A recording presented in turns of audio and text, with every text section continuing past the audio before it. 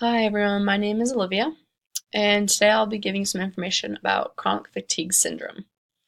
And some of the stuff that we will be covering throughout the presentation includes some general information about chronic fatigue syndrome, as well as symptoms, risk stratifications, pathophysiology, medications, and even a case study I put together about a woman who has chronic fatigue syndrome and an exercise prescription for her as well.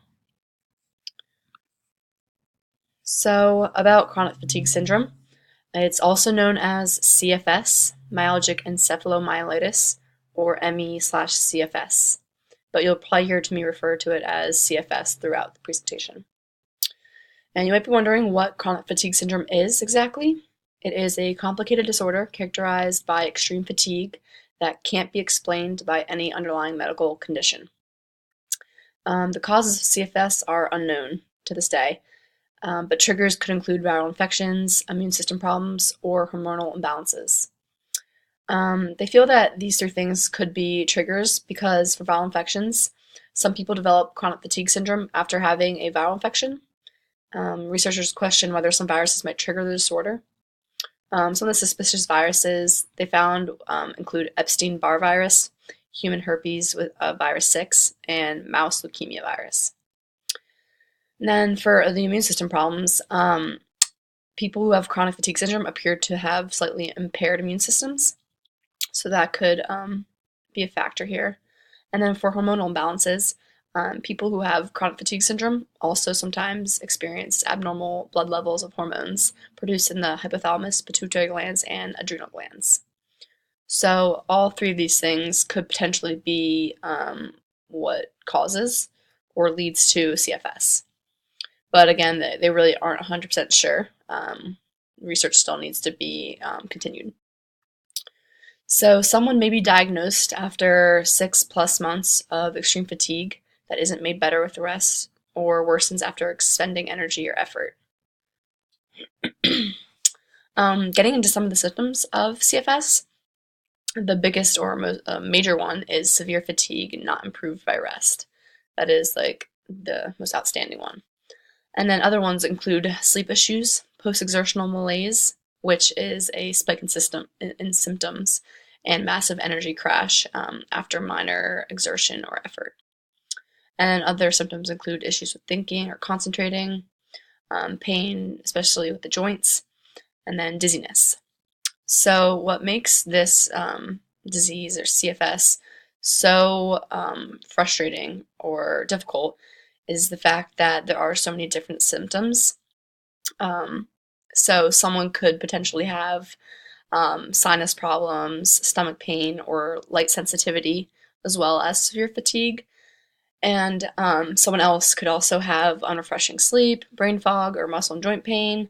And they could both have chronic fatigue syndrome, but the symptoms vary for everyone. It really depends. So that makes it a little bit more difficult to figure out. So getting into the risk stratifications, the things that are considered here are age, gender, genes, and even anxiety and depression. So for age, adults in their 40s and 50s, they are more likely to develop it. And then there's teenagers 13 to 15 who seem to have it most as well. And then gender even plays a role because apparently women are 4 times more likely than men to get CFS. And you have to take into consideration again that we aren't 100% sure why these things are happening or what is causing CFS.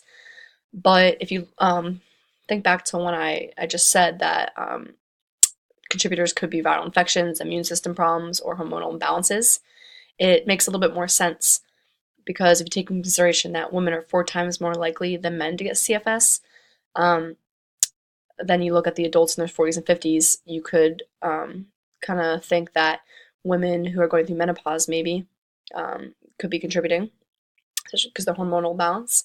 And looking at teenagers, 13 to 15, they're starting to go through puberty at this time. So again, that might have a connection there. And then for genes, CFS can run in families, and in that case, it can be inherited, so it's hereditary.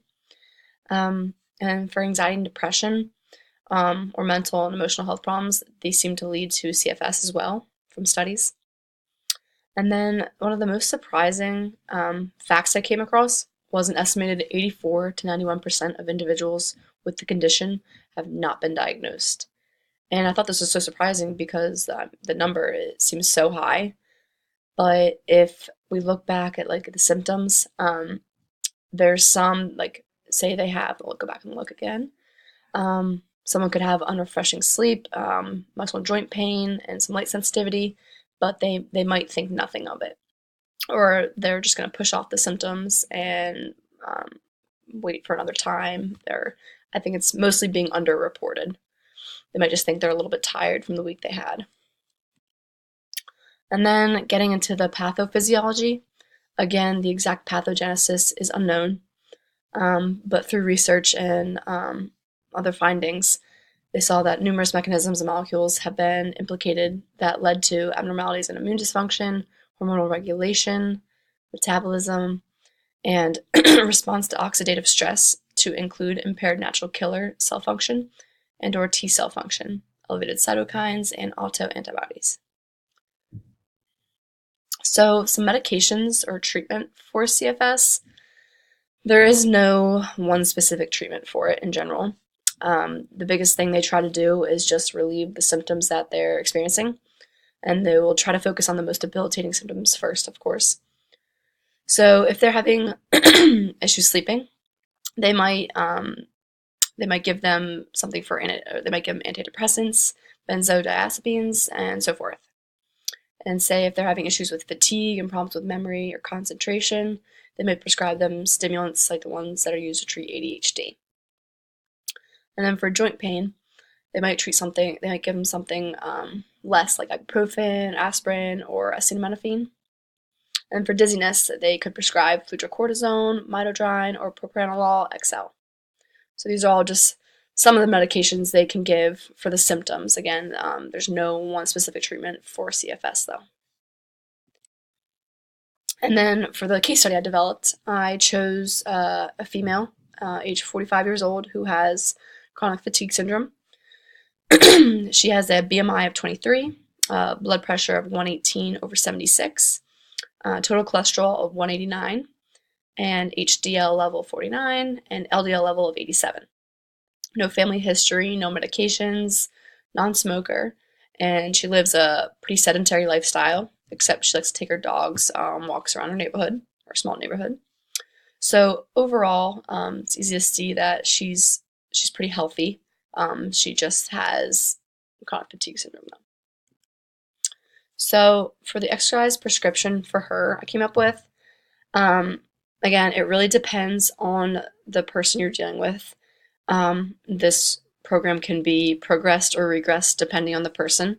If they're doing better in a week or two, you can make things a little bit harder, but still keep it low impact. Or if they're struggling, or they're still very, very fatigued and they aren't finding a lot of energy to be able to work out, you can definitely regress it, make it less time, take more breaks, fewer days a week, whatever they need. So for my person, it's going to involve some aerobic training, resistance training, and flexibility and balance exercises. And for the aerobic training, we'll be doing low impact, which is very important, and it will be 2 to 3 days per week, about 10 minutes. And again, it really just depends on what the patient can tolerate. You might need to do less time, it doesn't matter. And the exercises included here will be walking, jogging, cycling, and swimming. And then for resistance training, it will again be low impact, and we'll be doing 1 to 2 days per week, 10 to 20 minutes, and again, depends on the tolerance. And this will be focusing on weightlifting for like the arms, legs, core, back, and so forth. And then for the balance and flexibility exercises, this will be 3 to 4 days per week, at least 20 minutes. Again, depends on the tolerance.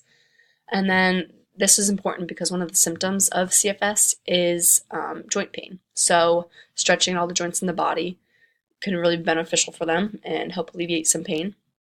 And then we'll be doing things like the balance test, like the Romberg test, just to keep up. Okay, and then some modifications or special recommendations for someone with CFS would be to take breaks when necessary. Pace yourself, don't push yourself too hard. The key is to be consistent about it and not overexert. Those are very important. And then it is common for people with CFS to have food sensitivities that can aggravate their symptoms and or even cause symptoms of their own. So someone with CFS should find a diet that works for them and their lifestyle, because that can greatly benefit them, make them feel a little bit better, get some better energy. And then due to post-exertional malaise, which again makes you unable to recover from exertion like most people do, it's important to take it slowly and gently. Exercise should help in the long run. It's something very beneficial for them. But if you go high impact or they're overexerting themselves, then it can lead to increased symptoms, and that's not something we want for them. So, in all of my research and studying about CFS, I came across these two graphs that I thought were very interesting. And you might agree with me when I say that there's not a lot of things that we know about CFS. And when I saw these graphs, it made a little bit more sense for me. So if you look at this one on the left, the red is the NIH funding, which is National Institute of Health, and the blue is CFS funding. So if you look at it, NIH funding, they have steadily increased and then exponentially increased around 2000. And then CFS, it increased a little bit until like 1996 and then kind of plateaued and then even decreased. So the NIH, they fund for CFS and a bunch of other things like lupus or MS. And you can tell that they gave a good amount of funding as they were getting some funding in around 1995. But then as they exponentially got more, they did not give as much to CFS and it dwindled. So it's kind of easy to see why we don't know too much about CFS.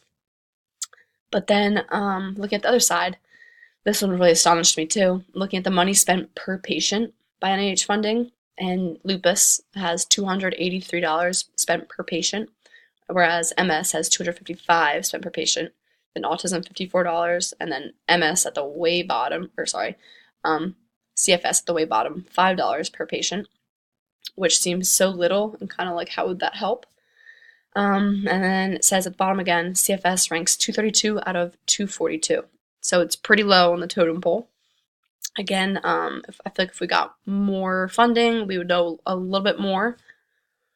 But yeah, and then these are my references. Thank you for watching.